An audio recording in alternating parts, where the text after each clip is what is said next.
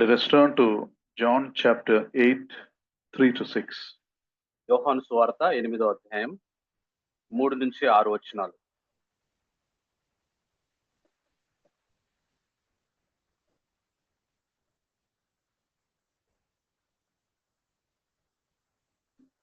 Then the scribes and the Pharisees brought a woman caught in adultery, making her stand in the center. Teacher, they said to him, this woman was caught in the act of committing adultery. In the law, Moses commanded us to stone such woman. So what do you say? They asked this to trap him in order that they might have evidence to accuse him. The Lord Jesus stooped down and started writing on the ground with his finger. I wanted to focus on that last line that we said, the Lord Jesus stooped down and started writing on the ground with his finger. అయితే యేసు వంగి నేల మీద వ్రేలితో ఏమో వ్రాయుచుండెను అనే మాటను మనం ధ్యానముంచుదాం. Have you ever studied the biblical pattern where God writes with his finger? మరి బైబిల్లో దేవుడు తన వ్రేలితో రాసిన సంఘటనలు మీకు ఏమైనా జ్ఞాపకం వస్తున్నాయా? Do you remember the first time the finger of God was mentioned? దేవుని చేతి వ్రేలు ఎక్కడ ప్రస్తావించబడింది మొట్టమొదట తెలుసా? First time. మొట్టమొదటిసారి. Yes. In the book of Exodus, during the plague inflicted on Egypt, నిర్గమకాండంలో మరి వ్యాధులు ప్రబలినప్పుడు the magicians of the Pharaoh tried to replicate the miracles. మరి ఫరో యొక్క మంత్రగాళ్ళు మోషే అహరోనులు చేసిన సూచక్రియలను వాళ్ళు అనుసరించడానికి ప్రయత్నించినప్పుడు they repeated 2 times. The third time, when the dust turned to gnats, they said, we can't do this. This is the finger of God. అప్పుడు వాళ్ళు 2 సార్లు చేయగలిగారు, కానీ 3వసారి చేయలేక ఇది దేవుని చేతి వ్రేలితో, దేవుని చేతితో సంభవించింది అని చెప్పారు. Exodus 8:19, you see that. నిర్గమకాండము 8వ అధ్యాయం 19వ వచనంలో మనం ఈ విషయాన్ని చూస్తాం. They realized that this is not in human ability to do. ఇది మానవ సామర్థ్యంతో చేసినది కాదు అనే విషయాన్ని ఆ ఫరో మంత్రగాళ్ళు గుర్తించారు. So here the finger of God stands for what? It stands for the power of God, the judgment of God. Even those who opposed him recognized his power. మరి ఇది దేవుని శక్తిని, దేవుని చేతి వ్రేళ్ళు దేవుని యొక్క శక్తిని, దేవుని యొక్క తీర్పును మరి సూచిస్తా ఉంది. ఆయన్ను వ్యతిరేకించే వాళ్ళు ఆ విషయాన్ని గుర్తించారు. The second time the finger of God is mentioned is in Exodus 31:8, where God gives the 10 commandments to Moses, written with the finger of God. ఆ తర్వాత రెండవసారి దేవుని చేతి వ్రేలు నిర్గమకాండం 31వ అధ్యాయం 8వ వచనంలో దేవుడు తన ధర్మశాస్త్రాన్ని 10 ఆజ్ఞలు ఇచ్చేటప్పుడు తన చేతి వేలుతో ఆయన ధర్మశాస్త్రాన్ని లేదా 10 ఆజ్ఞలను రాసి ఇచ్చినట్టుగా మనం చూస్తాం. This finger of God stands for God's revelation and God's law. దేవుడి యొక్క బయలుపరుపు, దేవుని యొక్క ప్రేమను, మరి ఈ revelation, దేవుని యొక్క బయలుపరుపుని, దేవుని యొక్క ప్రేమని ఇది సూచిస్తుంది. law, న్యాయాన్ని సూచిస్తుంది. It shows how he is directly involved in our lives. ఆయన ఏ విధంగా మన జీవితాల్లో ఆయన మరి భాగస్వామి అవుతున్నాడు అనే విషయాన్ని మనకు తెలియజేస్తుంది. The third is a remarkable incident where God's hand writes, and this is in the case of Belshazzar, Daniel 5:24-27. ఆ తర్వాత మరోసారి మనం చూసినప్పుడు దానియేలు గ్రంథము 5వ అధ్యాయము 24 నుంచి 27 వచనాల్లో బెల్షజరు ఆ రాజు విషయంలో మరి దేవుడు తన చేతి వ్రేలితో రాసిన విషయాన్ని మనం చూస్తాం. The background is Belshazzar through a blasphemous party misusing the holy vessels which his father Nebuchadnezzar had preserved. He did not use it, but he used it in his blasphemous party. ఆ సందర్భం ఏమిటనంటే మరి నెబుకద్నెజరు ఆ యెరూషలేం మీద దాడి చేసి దేవుని మందిరంలో ఉన్న ఉపకరణాలను తీసుకొని వచ్చినప్పుడు నెబుకద్నెజర్ అయితే వాటిని వాడలేదు, కానీ ఆయన కుమారుడైన బెల్షజరు మరి వాటిని అపవిత్రం పరిచినప్పుడు దేవుని చేతి వ్రేలితో ఆయన రాసినట్టుగా మనం చూస్తాం. So when he was drinking with those vessels, from those vessels, with all kind of worse people sitting with him, and he was praising the false gods, suddenly a hand appears and writes on the wall. మరి ఆ విధంగా Belshazzar తన చెడ్డ సమూహం అంతటిని, తన చెడ్డ స్నేహితులందరినీ పిలిచి దేవుని మందిరంలో ఉపయోగించే ఉపకరణాల పాత్రల్లో మద్యం సేవిస్తూ మరి దేవుణ్ణి దూషించినప్పుడు దేవుని హస్తం వచ్చి మరి ఆ గోడ మీద వ్రాసినట్టుగా మనం చూస్తాం. Here it writes mene mene tekel parsin. మెనే మెనే టెకెల్ ఉఫార్సిస్ అని తెలుగు బైబిల్లో ఉంటుంది. అది మన ఆ విధంగా రాయడం జరిగింది. That means it says God has numbered your days. You were weighed in the scales and found wanting. మరి దేవుడు నిన్ను తక్కెటలో తూచినప్పుడు నువ్వు తక్కువ వానిగా కనపడ్డావు అనే విషయాన్ని మరి అక్కడ రాయబడింది. So your days are numbered.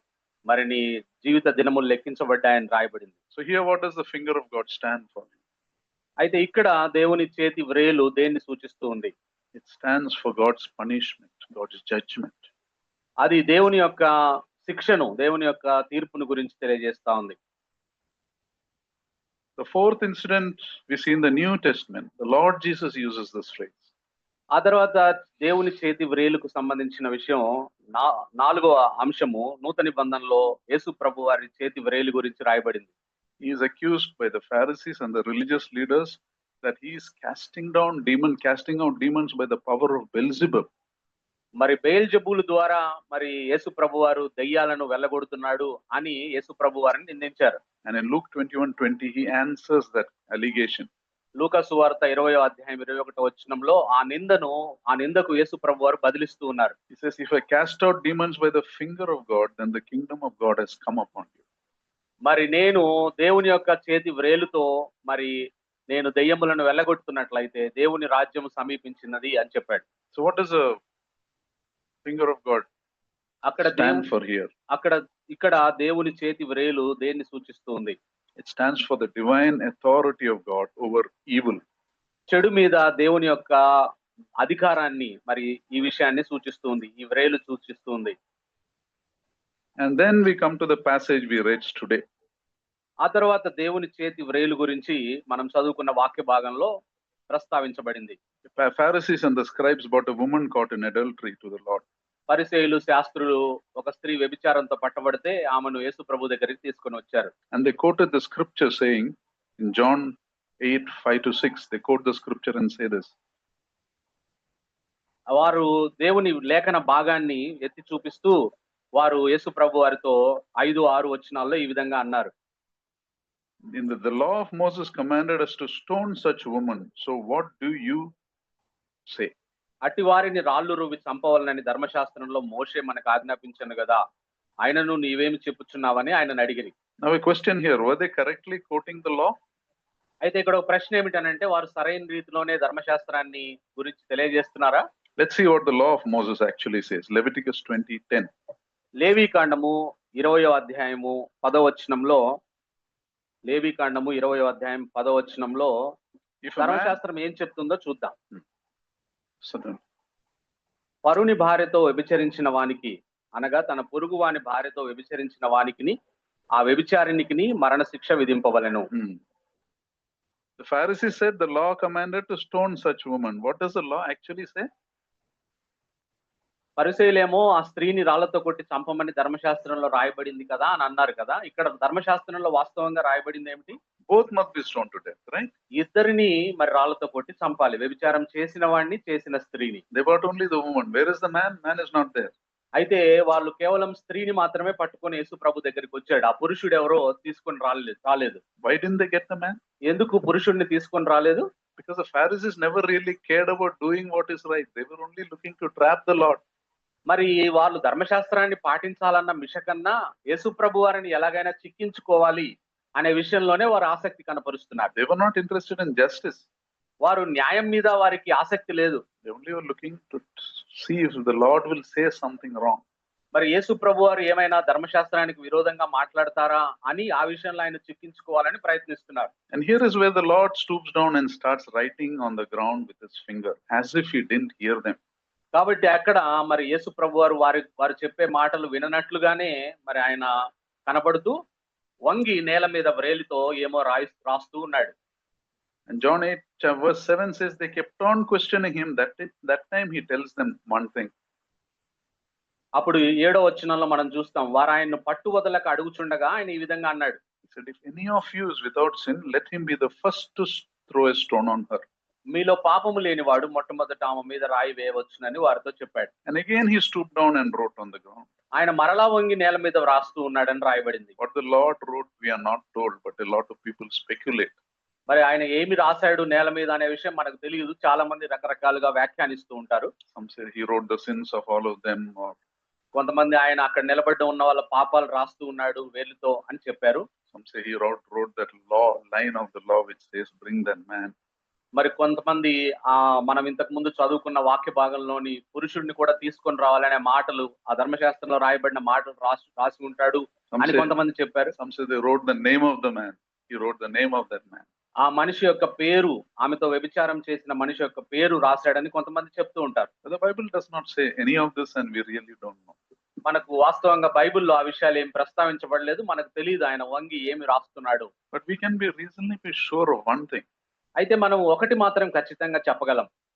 Based on what the Lord wrote with his finger, the crowd understood something that convicted them. అయితే ఆయన వంగి నేల మీద ఏదో రాస్తూ ఉంటే మనకు అర్థమైన విషయం ఏమిటనంటే ప్రజలు ఒప్పించబడ్డారు అనే విషయాన్ని మనం చూస్తాం. You see that in verse 9. The older people understood it first and they left, then the younger people left. వారు పెద్దవారు మొదలుకొని చిన్నవారి వరకు ఒకని వెంట ఒకడు బయటికి వెళ్ళిరి అనే మాట రాయబడింది. Now what does the finger of God represent here?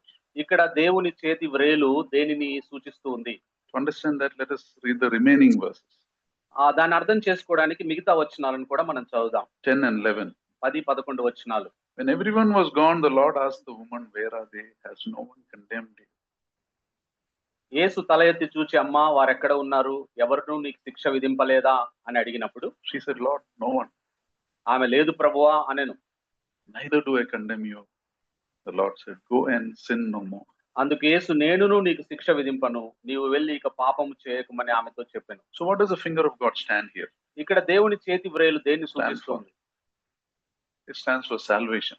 ఇది రక్షణను సూచిస్తుంది. It stands for the mercy and of God, mercy and grace of God in us. దేవుని యొక్క కృపా కనికరాన్ని సూచిస్తుంది. Neither do I condemn you. That is mercy. నేను కూడా నిన్ను శిక్ష విధింపను, అది మన దేవుడు మన పట్ల చూపుతున్న కరుణ. Mercy is not treating you as your sins deserve, right? నువ్వు నీ పాపాన్ని బట్టి శిక్షించకపోవడమే నిన్ను కరుణ చూపించడం నీ పట్ల. Second, go and sin no more. That is grace. అయితే నువ్వు వెళ్ళి ఇక పాపము చేయొద్దు అనేది నీ పట్ల ఆయన చూపుతున్న కృప. How is it grace? కృప అంటే ఏమిటి? Now, how is it grace? అది ఏ విధంగా కృపగా మనం చెప్పగలం? It is grace because when others rejected and wanted to stone her, the Lord gave her an undeserved favor. He gave her a new beginning.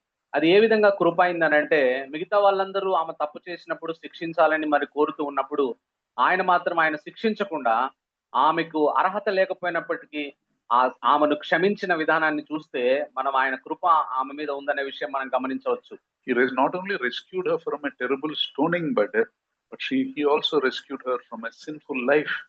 ఆయన యేసు ప్రభువు వారు ఆమె పట్ల వ్యవహరించిన విషయాన్ని మనం చూస్తే రాళ్లతో తావగొట్టి చంపబడవలసిన ఆ స్త్రీని రక్షించడం మాత్రమే కాకుండా ఆమెను రక్షించినట్లుగా, ఆమెను రక్షణ దయచేసినట్టుగా మనం చూస్తాం. Neither do I condemn you.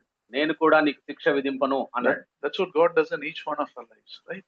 మనందరితో దేవుడు ఈ విధంగానే వ్యవహరిస్తున్నాడు కదా. We all know John 3:16, but John 3:17, not many people know. It says, for God did not send his son into the world to condemn the world, but to save the world through him. యోహాను సువార్త 3వ అధ్యాయం 16వ వచనం మన అందరికీ తెలుసు.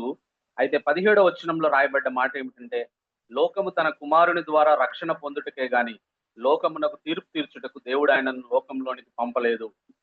And Romans 8:1 says, therefore there is no condemnation for those who are in the Lord Jesus Christ. రోమా 8:1లో రాయబడ్డ మాట, క్రీస్తు యేసు నందున్న వారికి ఏ శిక్షా విధియు లేదు అని రాయబడింది. So now through all the instances we saw, do you see a pattern in the finger of God?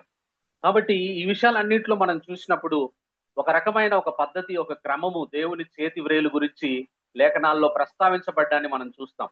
The first 4 instances we see the power and authority of God, we see the law and punishment of God.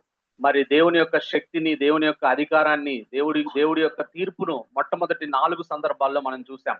Belshazzar's life was weighed on the scales of God's justice and he was condemned. దేవుడు Belshazzar జీవితాన్ని తక్కెటలో తూచి మరి ఆయన్ను ఖండించినట్టుగా మనం చూస్తాం. And in the fifth instance comes grace and mercy.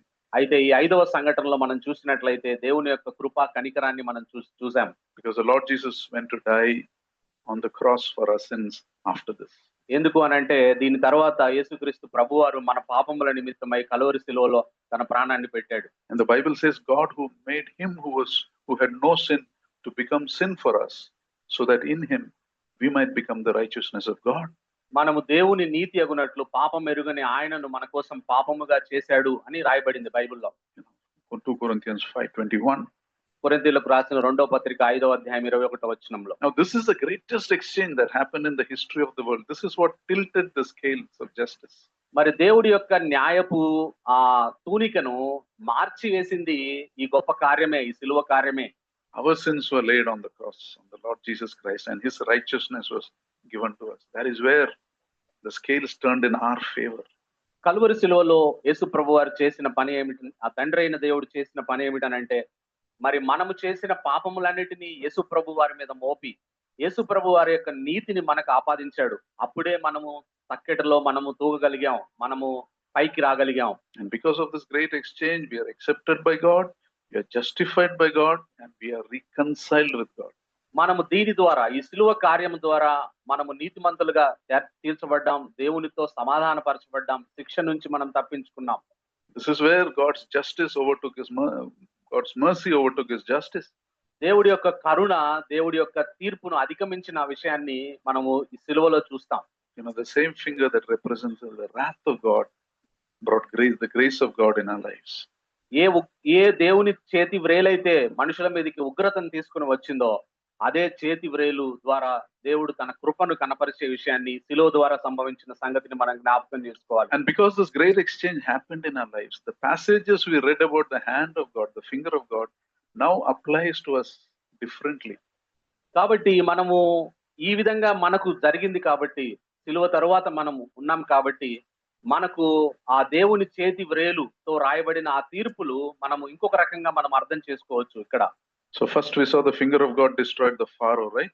మరి దేవుని చేతి వ్రేలు ఫరోను నాశనం చేసిన విషయాన్ని మనం చూస్తాం మొట్టమొదటి సందర్భంలో. As believers we can have many pharaohs in our lives. విశ్వాసులుగా మన జీవితాల్లో కూడా చాలా ఫరోలు ఉంటాయి మన జీవితంలో. Pharaoh stands for those who take you under bondage. It can Pharaoh be people, it can be circumstances. ఫరో అంటే మనల్ని బానిసలుగా తీసుకునే ప్రజలు గాని, మనల్ని బానిసలుగా చేసుకునే పరిస్థితులు గాని ఏవైనా ఫరోలే మన జీవితాల్లో. The bondage can be fear, the bondage can be addiction, bondage can be anxiousness, it can be something else. అది భయము కావచ్చు, ఆందోళన కావచ్చు, మరేదైనా కావచ్చు. మనల్ని లోపరుచుకునేది ఏదైనా సరే మన జీవితాల్లో ఫరోనే. Come close to God in obedience. ఆయనకు విధేయత ద్వారా ఆయన దగ్గరికి మనం రావాలి. Cling to him. ఆయన్ను ఆనుకొని పట్టుకొని ఉండాలి. And one touch of the finger of God can change your situation around. ఆయన చేతి వ్రేలితో ఒక్క తాకుదల చాలు మన జీవితాన్ని సమూలంగా మార్చివేస్తుంది. Secondly, remember what the Lord said in Luke 11:20. If I cast out demons by the finger of God, then the kingdom of God has come upon you. లూకాసు వార్త 11వ అధ్యాయం 20వ వచనంలో నేను దేవుని చేతి వ్రేలు ద్వారా ఈ దెయ్యాలను వెళ్ళగొడుతున్నట్లయితే దేవుని రాజ్యం మీ మధ్యకు వచ్చిందని చెప్పాడు. This is talking about casting out demons. ఇది దెయ్యాలను వెళ్ళగొట్టే విషయాన్ని గురించి రాయబడింది. Some of you are going through an oppression. కొంతమంది మీరెవరైనా పీడింపబడుతూ ఉండవచ్చు. Some of you have been fighting battles for a long time. చాలా సంవత్సరాలుగా చాలా మంది పోరాటంలో ఉండవచ్చు. And you always seems to be losing most of the time. చాలా సార్లు మీరు ఓడిపోయినట్లుగా మీరు భావిస్తూ ఉండవచ్చు. And the Lord Jesus is saying you don't have to fight this battle on your own. అయితే యేసు ప్రభువారు చెప్తా ఉన్నాడు, నువ్వు ఈ పోరాటాన్ని నువ్వు ఒక్కడివే చేయవలసిన అవసరం లేదు. Lean to me, learn it to do my way. నా మీద ఆనుకో, నా మీద ఆధారపడు, నేను చెప్పినట్టుగా నువ్వు పోరాడు, నేను పోరాడినట్లుగా పోరాడు అంటున్నాడు. What you're fighting with all your strength, I can handle with one finger. నువ్వు నీ బలమంతా ఉపయోగించి నువ్వు చేస్తున్న పోరాటంలో నేను ఒక చిన్న వ్రేలితోటి నేను దాన్ని విజయం సాధించగల చేస్తానంటున్నాడు. And now I am on your side. నేను నీ వైపు ఉన్నాను ఇప్పుడు అంటున్నాడు. I was reading the testimony of a person who was struggling with addiction. నేను ఒక మరి బానిస, వేరే మత్తు పదార్థాలకు బానిస అయిన ఒక వ్యక్తిని గురించి నేను చదువుతూ ఉన్నాను ఆయన సాక్ష్యాన్ని. I found myself no way getting out of it. I was hopeless and I was convinced that I will die this way.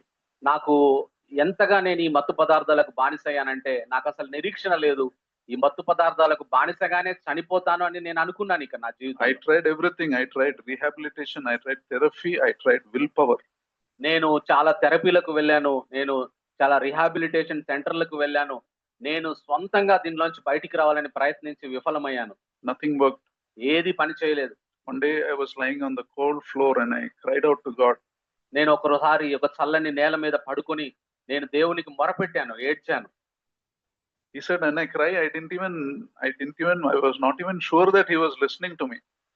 మరి ఆయన నేను ప్రాధేయపడుతున్నాను, ఏడుస్తున్నాను కానీ ఆయన నా ప్రార్థన వింటున్నాడన్న సంగతే నాకు తెలీదు. వింటున్నారా లేదా అనే సంగతి నాకు తెలీదు. I said, Lord, if you're real, help me. అయ్యా నువ్వు వాస్తవమైతే నాకు సహాయం చెయ్యి అని అడిగాను. And he said, at that point I felt something. I felt some presence touched my spirit. అటువంటి పరిస్థితుల్లో ఏదో ఒక ఆత్మ తాకుదల నేను అనుభవించాను. Peace suddenly entered and now that changed my life. సమాధానం నాలోకి వచ్చేసింది అకస్మాత్తుగా. ఆ సంఘటన నా జీవితాన్ని మార్చివేసింది. And now I know what it was. It was the finger of God. ఆ తర్వాత నాకు అర్థమైంది దేవుని యొక్క చేతి వ్రేలే. You see, the finger of God is just a metaphor. It's to show that God is almighty. He can handle everything you're going through. దేవుని చేతి వ్రేలంటే అది కేవలం సాదృశ్య రూపకంగా చెప్పబడింది. అంటే దాని అర్థం ఏమిటనంటే దేవుడు ఎటువంటి పరిస్థితినైనా సంభాళించగలడు, నిభాళించగలడు అనే విషయాన్ని మనకు తెలియజేస్తుంది. And thirdly, the finger of God reminds us that you're not a random story. Nothing is accident in your life. God is writing your life's purpose with his finger. కాబట్టి ఇంకొక మూడో విషయం దేవుని చేతి వ్రేలు గురించి మనకు తెలియజేస్తుంది ఏమిటనంటే మనమేదో ప్రమాదవశాత్తు మనం ఈ భూమి మీద లేము, ఆ విధంగా మనం జీవించట్లేదు. మన కథని, మన వృత్తాంతాన్ని అంతా దేవుని చేతి వ్రేలు రాస్తూ ఉంది. ఆయన ఉద్దేశం నెరవేర్చబడుతుంది అనే విషయాన్ని మనకు తెలియజేస్తుంది. His law is not just on tablets. It's meant to be written on your hearts. ఆయన ధర్మశాస్త్రము అది ఏదో పలకల మీద రాసేది కాదు, నీ హృదయం అనే పలక మీద రాయబడింది అని మనకు గుర్తు చేస్తుంది. The Bible says in the new covenant, God writes his law on your hearts. నూతన నిబంధనలో దేవుడు తన ధర్మశాస్త్రాన్ని మన హృదయముల మీద రాశాడు అని రాయబడింది. Let's read Hebrews 8, 10 and 11. హీబ్రీయులకు రాసిన పత్రిక 8వ అధ్యాయము 10, 11 వచనాల్లో ఈ విధంగా రాయబడింది. ఆ దినములైన తర్వాత ఇశ్రాయేలు ఇంటి వారితో నేను చేయబో నిబంధన ఏదనగా వారి మనస్సులో నా ధర్మ విధులను ఉంచెదను, వారి హృదయముల మీద వాటిని వ్రాయుదును. నేను వారికి దేవుడినై యుందును, వారు నాకు ప్రజలై యుందురు. వారిలో ఎవడును ప్రభువును తెలుసుకొనుడని తన పట్టణస్థునికైనను తన సహోదరునికైనను ఉపదేశము చేయడు. వారిలో చిన్నలు మొదలుకొని పెద్దల వరకు అందరూ నన్ను తెలుసుకుందురు. The same finger that wrote law on stone wants to write peace and purity in your life. కాబట్టి ఏ చేతి వ్రేలైతే మరి దేవుని యొక్క ధర్మశాస్త్రాన్ని రాసిందో అదే చేతి వ్రేలు మన హృదయాల మీద ఆయన సమాధానాన్ని రాస్తున్నట్టుగా మనం చూస్తాం. And this verse says you don't need anyone to teach you. You will know God on your own. ప్రభువును తెలుసుకున్నాడని ఎవరు చెప్పవలసిన అవసరం లేదు, నీవే దేవుణ్ణి తెలుసుకుంటావు, నీకై నీవే అని చెప్తా ఉన్నాడు. So don't go running to people. They will confuse you. They will mislead you. కాబట్టి ప్రజల దగ్గరికి పరిగెత్తొద్దు, వాళ్ళు నిన్ను తప్పుదోవ పట్టిస్తారు. God says, come to me. You will know me. నువ్వు నా దగ్గరికి రా, నా గురించి తెలుసుకుంటావు అని. Nobody has to teach you. నీకెవరు చెప్పవలసిన అవసరం లేదు. You be with God's word. Show obedience. కాబట్టి నువ్వు దేవుని వాక్యంతో ఉండు, విధేయత చూపించు చాలు అంటున్నాడు. Today you may feel my past disqualifies me. ఈ రోజు నువ్వు అనుకుంటొచ్చు నా గత చరిత్ర, నా గత జీవితం నన్ను అనర్హురాలిగా చేస్తుంది, అనర్హుడిగా చేస్తుంది అని అనుకోవచ్చు. Some people may want to stone you. Some people may condemn you. కొంతమంది గతంలో నిన్ను రాళ్లతో కొట్టి చంపడానికి ప్రయత్నించి ఉండవచ్చు, నీకు తీర్పు తీర్చి ఉండవచ్చు. But remember, the Lord Jesus wants to write a new story on your heart today. అయితే ఈ రోజు యేసుక్రీస్తు ప్రభువారు ఒక నూతన కథను నీ హృదయం మీద రాయాలని ఆశపడుతున్నాడు. You must realize that God doesn't even have to raise a hand. The finger is enough. That is the thought. కాబట్టి ఇక్కడ it is effortless whatever God does for you. కాబట్టి ఆయన హస్తాన్నే చాపవలసిన అవసరం లేదు నిన్ను రక్షించడానికి. ఆయన చేతి వ్రేలు చాలు. ఆయన నిన్ను రక్షించగలదు ఆ చేతి వ్రేలు. Remember two things. One, we are human beings. We are weak people. We don't have power, but available to us is a mighty strength. You got to use it. మనం మనుషులముగా బలహీనులమే మనము. అయితే మనకు దేవుని అద్భుతమైన శక్తి, అనిర్వచనీయమైన శక్తి మనకు అందుబాటులో ఉంది. Are you afraid of something? Are you afraid of someone? నువ్వు ఎవరి గురించైనా భయపడుతున్నావా? దేని గురించైనా భయపడుతున్నావా? Remember, as believers, you have come to the winning side. నువ్వు విశ్వాసిగా విజయం వైపుకి వచ్చావు, దేవుని వైపు వచ్చావు అనే విషయాన్ని You have come into the kingdom of God. నువ్వు దేవుని రాజ్యానికి వచ్చావు అనే విషయాన్ని గుర్తించాలి. The kingdom of the God who can effortlessly step on authorities and rulers. ఆయన మరి ఎంత గొప్పవాడంటే ఆయన సమస్త అధికారుల మీద రాజుగా అధికారం మీద ఉన్నవాడు ఆయన. The God who can effortlessly bring down empires and rulers to their knees. ఆయన ఏ శ్రమ లేకుండా మరి రాజులను వాళ్ళ మోకాళ్ళ మీదకి తీసుకురాగలిగిన శక్తివంతుడైన దేవుణ్ణి మనం కలిగి ఉన్నాం. Even the kingdom of darkness trembles before him. ఆ చీకటి శక్తులు ఆయన చూసి వణికిపోతాయి. అంత గొప్ప శక్తిమంతుడిని మనం కలిగి ఉన్నాం. In your life, you may be going through a period of darkness, but remember, he can remove all your darkness. నీ జీవితంలో నువ్వు చీకటి సమయాల్లో పోతున్నావేమో, ఆయన నీ జీవితంలో ఉన్న చీకటినంతటిని తీసివేయగలడు, తొలగించి వేయగలడు. One person shared like this: I carried a shame for so many years. ఒక వ్యక్తి ఈ విధంగా అన్నాడు, నేను చాలా రోజులు నాతో పాటు కొనసాగింపనిచ్చాను అని చెప్పాడు. I had secret sins, I had broken relationships. నాలో రహస్య పాపం ఉన్నది, నా సంబంధాలు సరిగా కొనసాగించలేని వాడిగా ఉన్నాను. I was so deep into sin that I believed God's forgiveness is for others, not for me. నేను ఎంతగా పాపంలో కూరుకుపోయినానంటే దేవుని క్షమాపణ నాకు కాదు, అందరినీ దేవుడు క్షమించగలడు, కానీ నన్ను దేవుడు క్షమించలేడు అని అనుకున్నాను. And then one day I read the story of this woman caught in adultery. ఆ తర్వాత నేను ఒక రోజు ఈ వ్యభిచారంతో పట్టబడిన స్త్రీ వృత్తాంతాన్ని యోహాను సువార్తలో చదివాను. He didn't condemn her. ఆయన ఆమెను ఏమి ఒక్క మాట కూడా అనకుండా ఉండడాన్ని నేను చూశాను. He just wrote on the sand. ఆయన చేతి వ్రేలితో మరి నేల మీద రాసినట్టుగా నేను చూశాను. She says, I realized God didn't write my sin on the sand. He wrote my release on the sand. అయితే ఆయన చెప్పిన మాట ఏమిటనంటే, దేవుడు నా పాపాన్ని ఆయన చేతి వ్రేలితో నేల మీద రాయలేదు, కానీ నాకు శిక్ష నుంచి తప్పించాను అనే విషయాన్ని ఆయన చేతి వ్రేలితో రాసినట్టుగా నేను గమనించాను. He wrote my freedom on sand. ఆయన చేతి వ్రేలితో ఆ నేల మీద ఇసుకలో యేసు ప్రభువారు నా స్వతంత్రాన్ని రాశాడు అని ఆయన చెప్పాడు. He wrote grace on the sand, not judgment. ఆయన తీర్పును గురించి రాయకుండా కృపను గురించి, ఆయన నా పట్ల కనపరుస్తున్న కృపను గురించి రాసినట్లుగా నాకు అనిపించింది. Maybe you need a divine touch, some of us. కాబట్టి ఇక్కడ ఉన్న మనోళ్ళు ఎవరికైనా దేవుని యొక్క దివ్యమైన తాకుదల కావాల్సిన అవసరత ఉందేమో. You may be having a hardened heart or a stubborn furrow. నీకు కఠినపరచబడిన హృదయం నీలో ఉందేమో, లేదా ఫరో కింద బందీగాను ఉన్నావేమో. Or a spiritual battle which is too big for you. మరి ఒక ఆత్మీయ పోరాటం, నువ్వు లేని ఆత్మీయ పోరాటంలో నువ్వు ఉన్నావేమో. Pray, Lord, touch my life, write on my heart. ప్రభువా నన్ను తాకయ్యా, ప్రభువా నా హృదయం మీద రాయి అని అడుగు. Remove from my life everything that is not from you. నీ నుంచి కానిదేది నా జీవితంలో వద్దయ్యా, దాన్ని తీసివేయి అని అడుగు. Let the power of heaven come down on me. పరలోకపు శక్తి నా మీదకి దిగుగాక అని అడుగు. It's very important to get right with God. దేవునితో మనం సమాధాన పడడం, సరైన పరిస్థితుల్లో ఉండడం చాలా ప్రాముఖ్యం. If you don't, then we see the example of Belshazzar. మరి ఆ విధంగా దేవునితో మనం సమాధాన పడకపోతే మనకు ఒక మంచి ఉదాహరణ బెల్షెజర్ ఉంది. ఏం జరుగుతుంది మన జీవితాల్లో. Remember what happened to Belshazzar? ఏం జరిగిందో తెలుసా బెల్షెజర్ కి? He never repented. He never learned from his father's example. ఆయన తండ్రి యొక్క జీవిత ఉదాహరణ నుంచి ఆయన ఏమీ నేర్చుకోలేకపోయాడు Belshazzar. And in Daniel 5:30 the word says that very night Belshazzar, king of Babylon, was killed. దానియేలు 5వ అధ్యాయంలో మనం చూస్తాం, అదే రాత్రి ఎప్పుడైతే దేవుని ఉపకరణాలతో అపచారం చేశాడో అదే రాత్రి బెల్షెజరు హత్య చేయబడ్డాడు, చంపబడ్డాడని రాయబడింది. Remember the night he dishonored the one true God. The same night he lost his kingdom, he lost his life, he lost his soul. ఏ రాత్రి అయితే ఆయన ప్రభువుని అవమానించాడో అదే రోజు రాత్రి ఆయన ప్రాణాన్ని కోల్పోయాడు, ఆయన రాజ్యాన్ని కోల్పోయాడు, ఆయన ఆత్మ కూడా శాశ్వతంగా నరకానికి వెళ్ళిపోయింది. That was the end of the earthly story of Belshazzar. అది బెల్షెజర్ యొక్క ఈ లోకపు వృత్తాంతము, ఆ అంతము అక్కడ రాయబడింది. But today's soul still exists in a place called hell. మరి ఆయన ఆత్మ ఇప్పటికీ మరి నరకంలో ఉండి ఉంటుంది. He's there for 1,000 years, thousands of years. He'll be there. He will never get out. మరి అక్కడికి వెళ్ళిన తర్వాత ఒక ఆత్మ దేవుణ్ణి తెలుసుకోకుండా నరకానికి వెళ్తే, దేవుణ్ణి సమాధాన పడకుండా నరకానికి వెళ్తే కొన్ని సంవత్సరాలైనా, ఎన్ని కోట్ల సంవత్సరాలైనా అక్కడ ఉండవలసిందే. But that does not have to be the end of our story. That is why we are hearing this today. అందువల్ల అది బెల్షిజర్ లాగా మన కథ ముగింపు ఉండవలసిన అవసరం లేదు. అందుకనే మనం దేవుడు మన పట్ల కరుణ చూపి ఈ విధంగా మనం ఉన్నాం ఇక్కడ. Provided we are serious.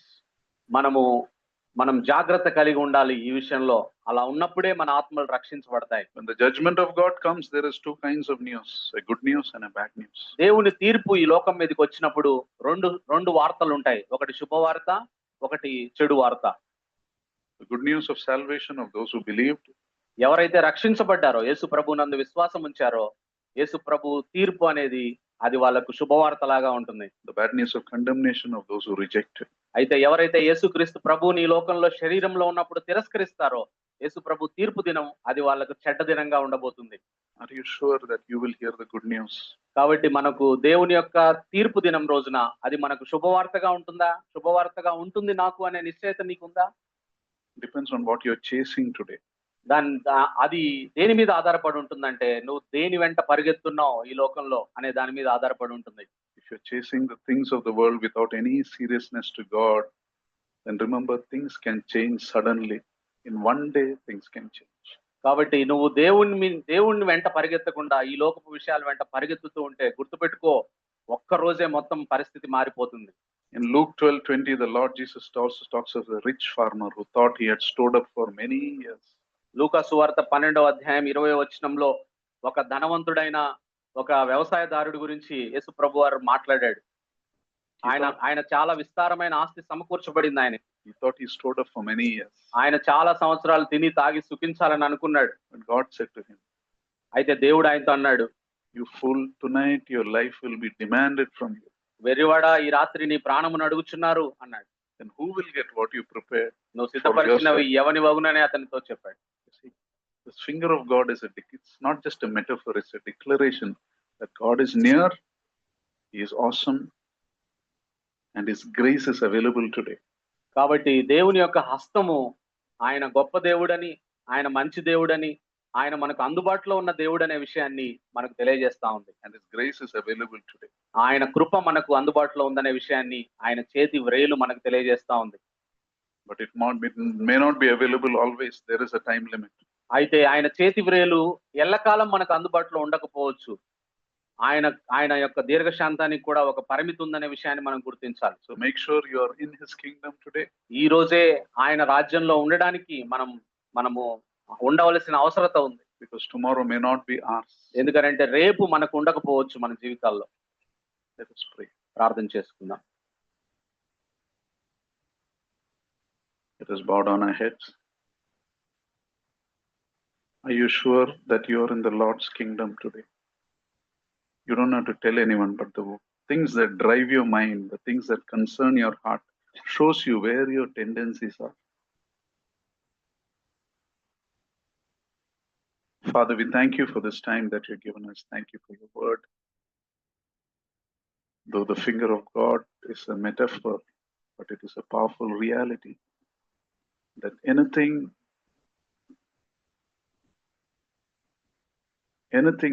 you can do, Lord. You can do effortlessly, you can do immediately.